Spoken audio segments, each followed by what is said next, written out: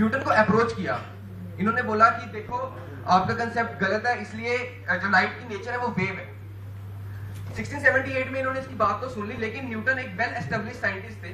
वो अपने आप को मानते थे कि नहीं, मैंने जो किया वो सही किया है। इसलिए इनका जो पेटेंट था, इनका जो पेपर था, जर्नल पेपर, उसको उन्होंने डस्टबिन में डाल दिया। उसके बाद हाइजेंस ने अपने बलबूते पे अपना पेटेंट पेपर तैयार किया।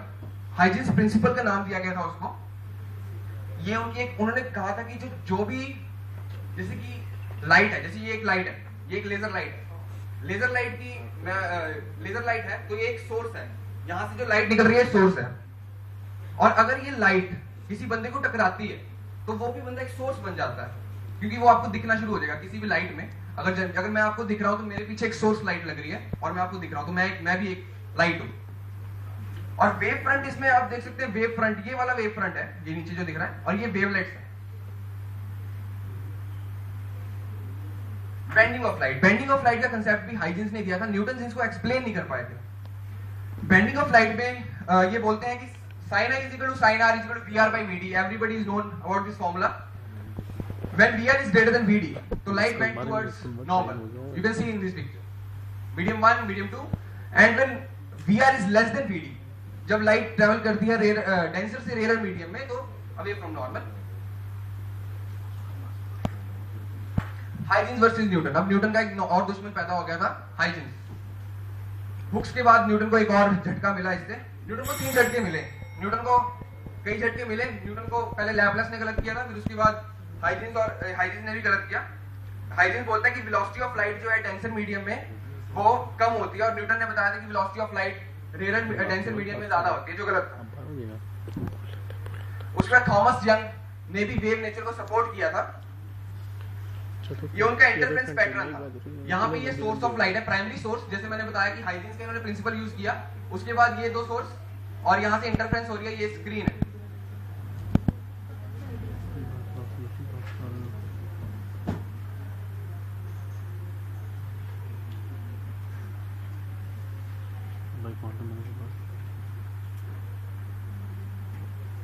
ऑब्जर्वेशन जो इन्होंने मेड की थी अपने एक्सपेरिमेंट से, वो पहली इंटरफेरेंस थी। इंटरफेरेंस माने कि जब दो वेव्स इकट्ठी इंटरफेयर करेंगे तो वो इंटरफेरेंस करेंगी। और इसके लिए constructive interference, destructive interference, distance between dark and bright fringes. और इसकी जो एप्लीकेशन हमने की थी टेलीविजन मैन्युफैक्चरिंग, जो सबसे पहले टेलीविजन आए थे उसमें सिर्फ 2 बटन होते थे, एक ब्राइटनेस का बटन होता था, एक चैनल चेंज करने का। जब आप ब्राइटनेस कर देते थे तो ये डार्क और ब्राइट बीटा की वैल्यू चेंज हो जाती थी, जो हम बोलते हैं फ्रिंज बिट की वैल्यू चेंज हो जाती थी। उसके बाद क्वांटम मैकेनिक्स ने भी लाइट और पार्टिकल वेव दोनों को ही सपोर्ट किया था अपने तरीके से। और क्वांटम ने हमें बताया था कि जो लाइट है एक एनर्जी की तरह है। ये आप फॉर्मूला देखेंगे, P is equal to U by C, P is momentum. जो लाइट हम पे स्ट्राइक करती है वो 10⁻⁶ न्यूटन मीटर का हमारे ऊपर फोर्स मोमेंटम लगाती है। इसलिए हम लाइट से एनर्जी प्रोड्यूस कर सकते हैं, मतलब लाइट से हम इलेक्ट्रिसिटी भी बना सकते हैं। अगर उसकी हम E is equal to hc by lambda से लैम्डा की वैल्यू कम कर दे तो एनर्जी की वैल्यू बढ़ जाएगी। ये जो आप पार्टिकल्स देख रहे हैं, छोटे छोटे पार्टिकल्स हैं फर्स्ट पिक्चर में, ये फोटॉन्स है। एक ऐसी मशीन है हमारे पास जो क्या करती है, लाइट में से फोटॉन्स को एक्सट्रैक्ट कर लेती है और वेव को बाहर जाने देती है, जिससे कि लाइट की एनर्जी खत्म हो जाती है।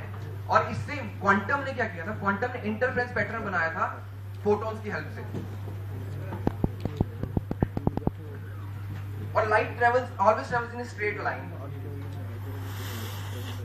Light consists of 2 perpendicular vector fields, electric field and magnetic field.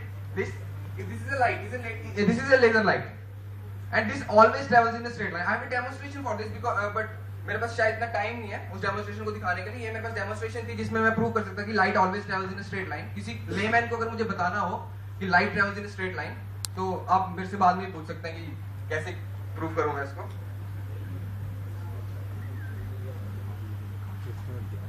This is the electromagnetic wave. This is the electric field. Magnetic field goes in a straight line. एक नया कंसेप्ट आएगा, शायद हम भी नहीं मैं भी लास्ट वीक में IIT रुड़की गया था, मुझे भी वहां से ही पता चला था इस कंसेप्ट के बारे में। वहां पे कॉग्निजेंस 2011 नाम का टेक्निकल फेस्ट था, मुझे भी वहीं से पता चला कि why I'm visible to you, मैं आपको क्यों दिख रहा हूं। Because First reason, the light which falls on me reflects me, so I am invisible to you. Or second reason is this: when light strikes on us, atoms of our body absorb some light and it reflects some color of light which is visible to us. एक इंसान है, imperial college of London UK में पढ़ाता है, Chris Philips करके। उन्होंने बोला है कि हम इनविजिबल हो सकते हैं। उन्होंने एक पूरा डिजाइन तैयार किया है इसके लिए। मैं